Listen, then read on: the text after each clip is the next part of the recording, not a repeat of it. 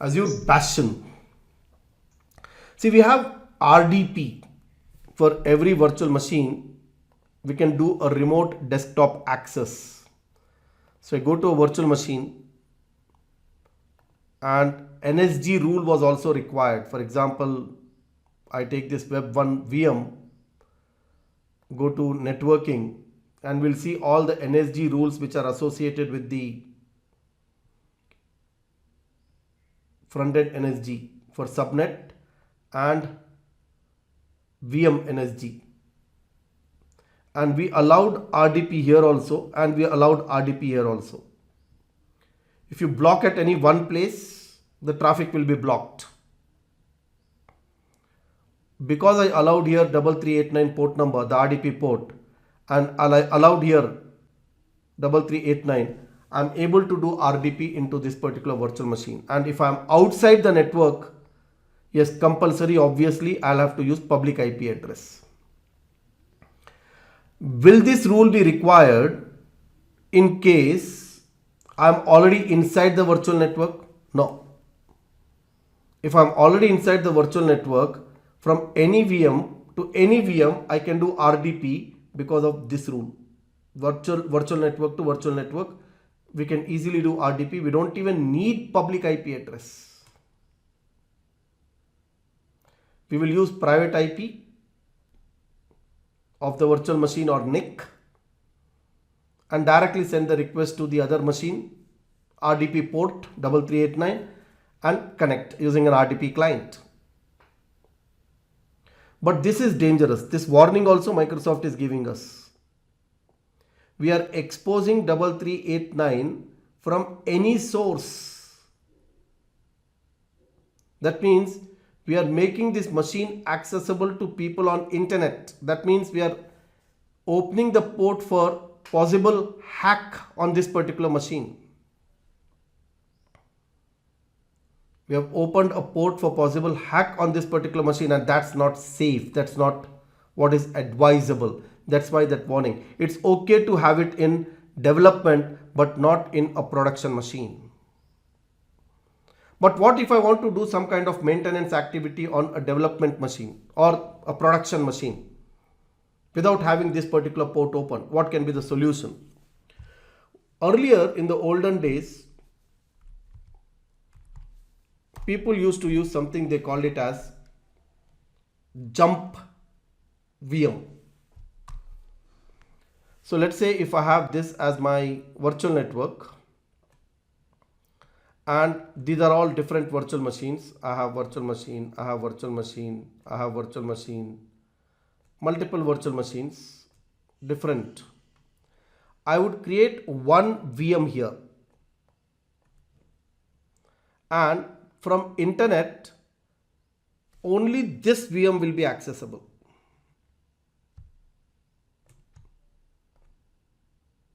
So what I would do when I want to do maintenance of any of these machines, I would first start this virtual machine for that period of time where I want to do the maintenance. I'll start this machine.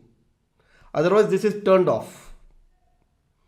Once I do an RDP into this, because this will have the public IP, from here I would then do RDP to these machines. From here I'll do RDP to other machines and do the maintenance. These machines don't even need to have public IP address. This is jump VM. We are jumping. We are getting into this VM and then jumping into other VMs. Keep it on for a short period of time, and when my maintenance is done, turn it off. This is what we would do.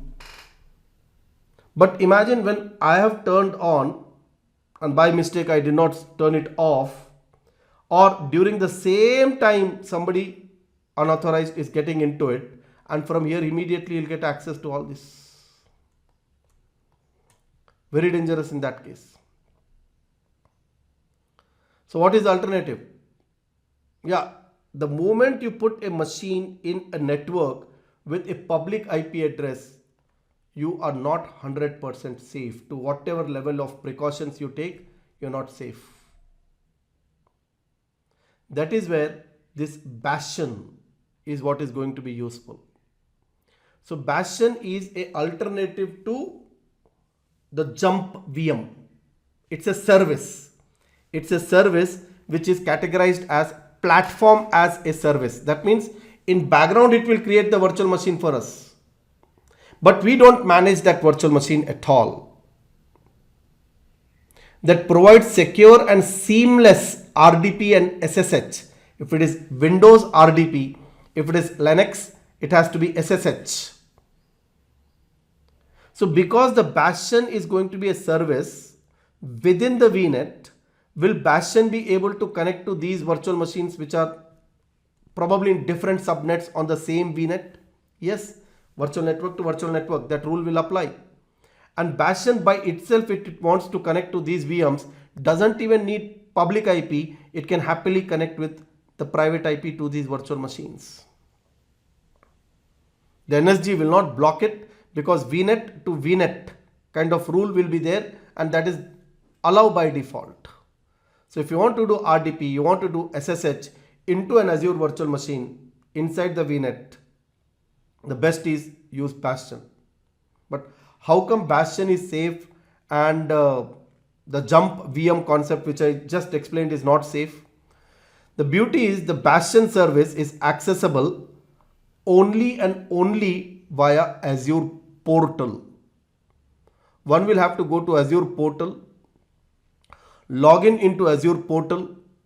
That means you are identifying yourself with some credentials, and then only if you are granted permission to access the Azure Bastion service, you will be then able to do RDP into these virtual machines.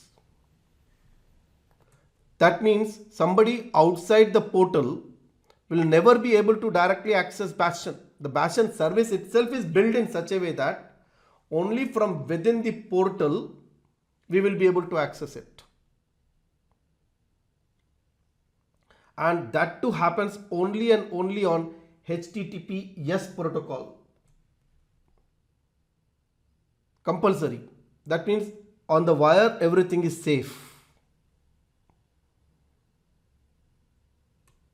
So Bastion in your VNet supports all VMs using SSL without any exposure of public IP address. I don't need public IP address now. Yeah, will Bastion need public IP? Yes, without that it cannot access it. So Bastion host is deployed in virtual network and in a subnet called as Azure Bastion subnet. So this becomes a prerequisite. You have to compulsory first create a subnet whose name itself is Azure Bastion subnet. You cannot give anything else. User will connect to the portal using HTML5 compatible browsers. Almost all browsers today are HTML5 compatible, including the mobile browsers are HTML5 compatible. So that's not a major issue. If you're working with i8, i9, i10, maybe they are not. But all browsers for last few years are all HTML5 compatible. A user selects the virtual machine which they want to connect to. So let us see first how to provision it, and we'll come back and discuss the theory once again. So now we have to do a Azure Bastion subnet. So you type here Azure Bastion, Bastions. Try to create a Bastion.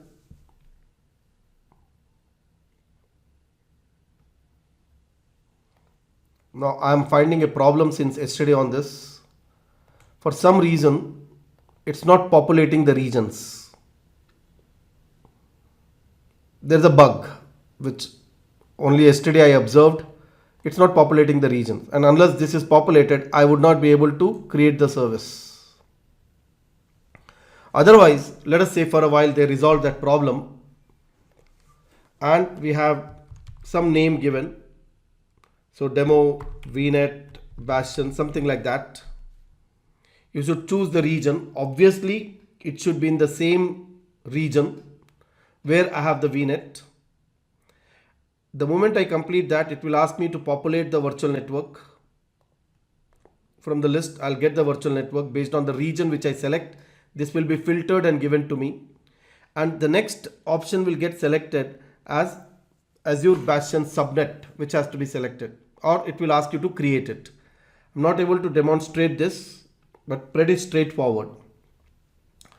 When we are creating a Bastion service, the tier is supposed to be either standard or basic. Basic will give instance count 2, and that is fixed. You cannot change it. Bastion scalable host is available on standard SKU. That means when you go to standard SKU pricing tier, you can go up to 50 hosts.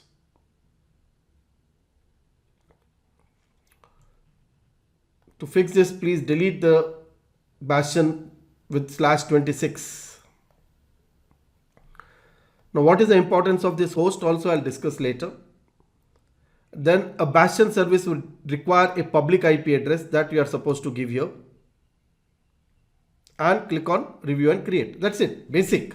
I'm not able to proceed just because this is not populating. But there is alternative. There is an alternate and shortcut actually to create a Bastion. Go to the virtual network. First, you have to do this in either case. Create a new subnet called as Azure Bastion subnet.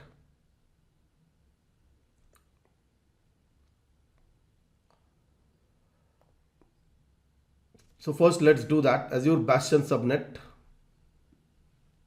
The name has to be like that only. Azure Bastion subnet. It cannot be anything else.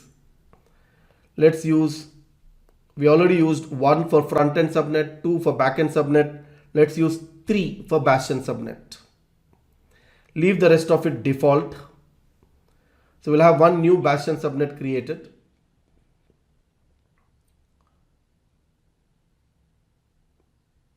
Done. Now go to Bastion in the VNet, Bastion, and click on deploy Bastion. That's it. Automatically it will do the same steps which I showed to you by going to first Bastion and then creating it for a given VNet. This is a shortcut. Go here, click on Bastion, you're in. Now you'll be able to use that Bastion service for all the virtual machines which are in this particular VNet. And later I'll show you also for virtual machines which can connect to this particular VNet. VNet to VNet connection we will see. That means a virtual machine in another VNet which is connected to this VNet also we will be able to use through this particular Bastion service. It's going to take a while, but that's what is the solution. So either go to Bastion, create and give all these values, or take this shortcut. Go to Azure Virtual Network, Bastion, deploy Bastion. Obviously, in either case, you'll have to first perform this for this VNet. Go to subnet and create the Bastion. Compulsory at least /26 should be there. /24 is okay. 26 is okay.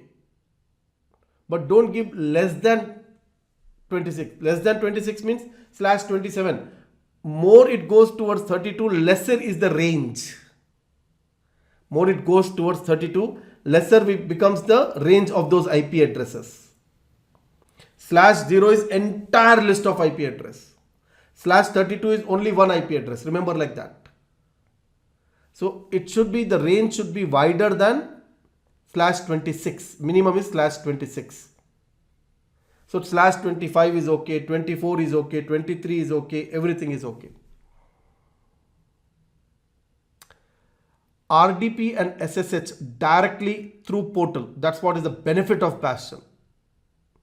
Remote sessions over SSL and firewall traversal. That means firewall will also not stop, because generally firewalls will allow port number 443 over which we are accessing the Bastion service.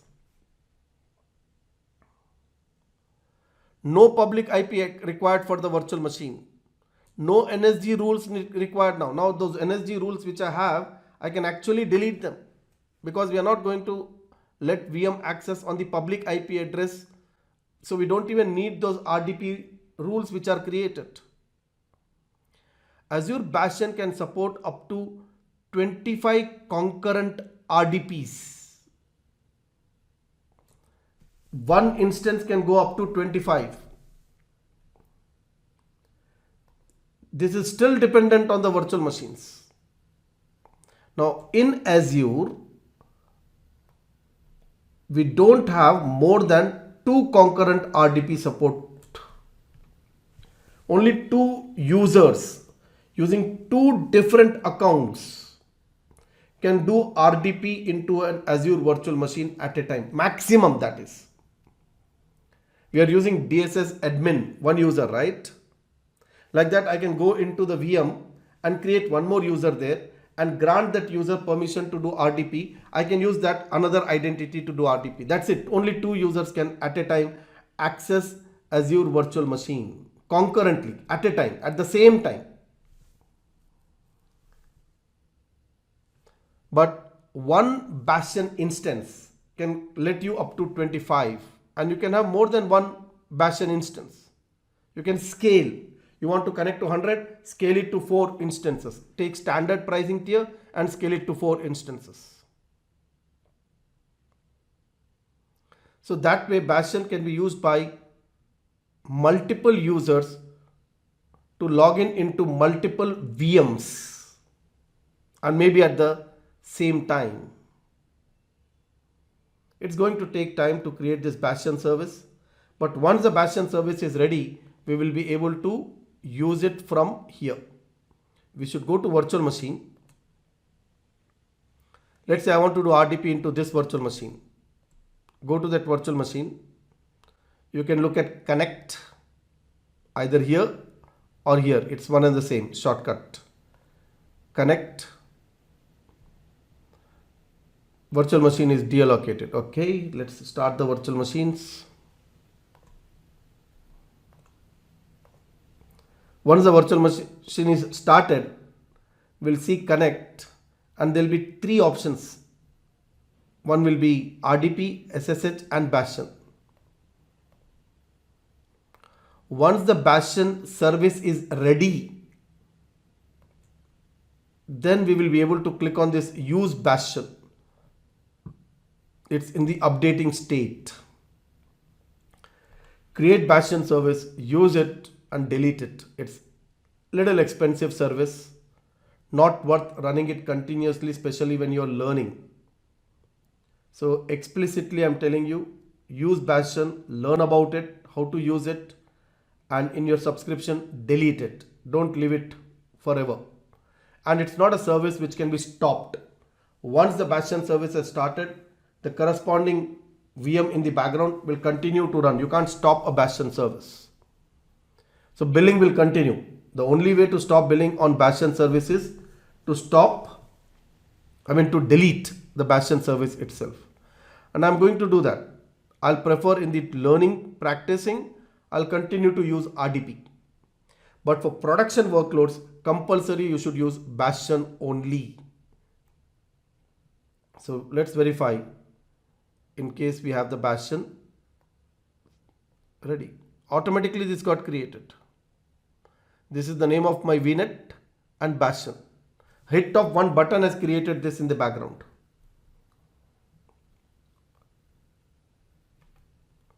So right now we don't see any active sessions. Otherwise, using this Bastion to what all machines we are connected, we can see that list here.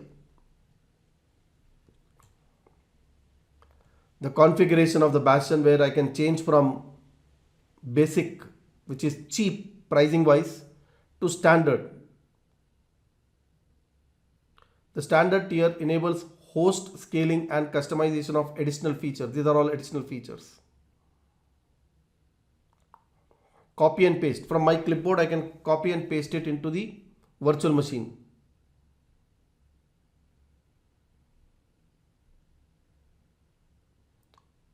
IP based connection support. Right now the instance count is 2. I can increase. Every instance supports up to 25 count. So keep it as basic. but this is important property. So let's see, by now probably the Bastion is completely provisioned. We can see here, still creating. We'll have to wait for a while. Most of the time the ransomware attacks, a lot of people, what they do is they go into your virtual machine and they will encrypt all your data and create it in one file and put it. And then they will send you an email, or they'll put a readme file on the disk. Please transfer so many bitcoins to this account and we will then decrypt your data. That's what is a ransomware attack. They ask for a ransom for decrypting your data which they have already encrypted. And you will not be able to decrypt it because you would probably not know the key. They would only know the key. And only when you pay few $1,000s for buying those bitcoins and putting it in their account, they would unlock it. And after unlocking also, there is no guarantee that everything is restored. Some things will get restored, some things will not get restored. I've really suffered this particular thing practically. And most of the time this happens through RDP ports. We keep the RDP port open, and through those RDP ports they will get in, they'll hack it into the system, they will encrypt. So by making use of Bastion and removing the RDP port from the virtual machine, we are keeping our machine safe from ransomware attacks. So I go and connect here, use Bastion, and give the username. The same username what we use for RDP we are supposed to give here. The same password which we gave we are supposed to use here. Click on open in new browser tab, connect. One new tab will open where we'll see the RDP session. I can go back, you can click on allow.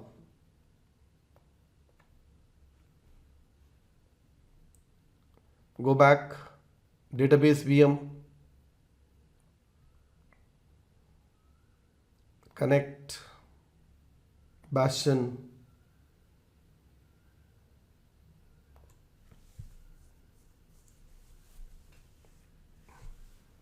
it's automatically populating my password.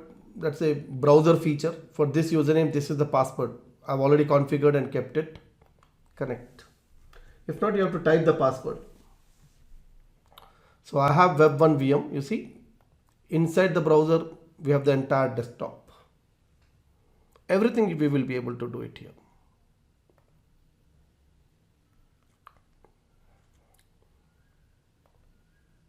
Everything.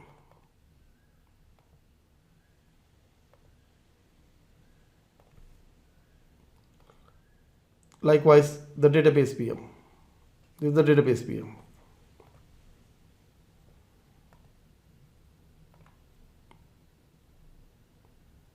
Web1 VM, database VM, and there is no need of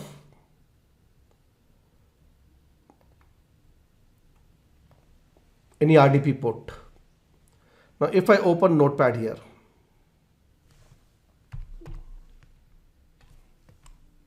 just type search Notepad.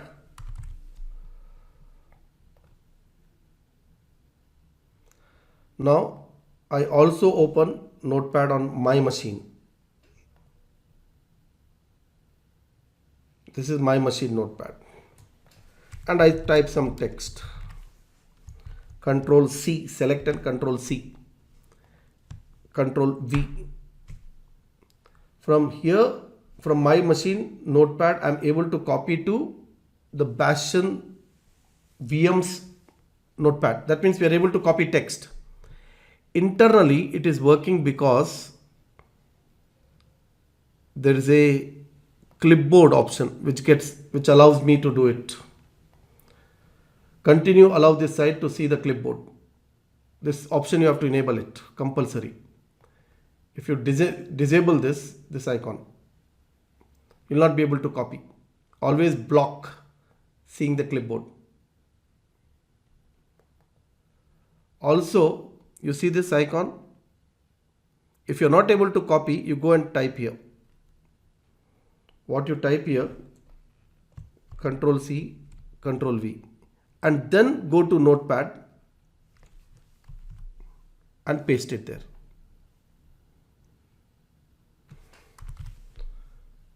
From my machine, copy the content into this.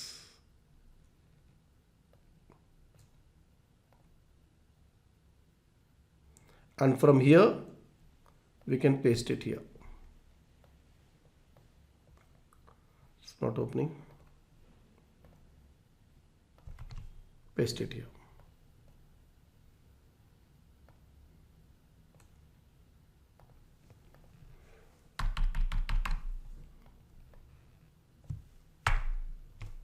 Control V, that's it. I type something directly into this. Come here, Control V.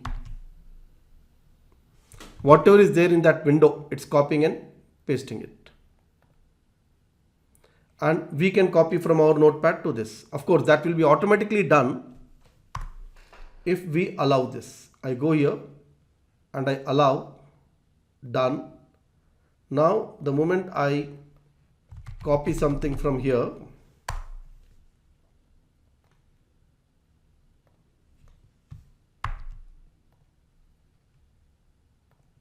it comes here. Just collapse and open. You get the text. So that's the medium. This is the medium for copying. This is some JavaScripting done actually. But you have to keep allow here. So that from my machine, it can go into that box, this box, and from this box, it can go into the clipboard. We cannot copy files. We cannot copy files. I can't go to File Explorer here, and that is a security. Most of the corporate network doesn't allow you to directly copy things like this into their VMs. I can't go to my Explorer and drag and drop some file there. This is the Explorer on my machine. I just randomly cannot go into some folder and drag and drop. No, this will not be allowed.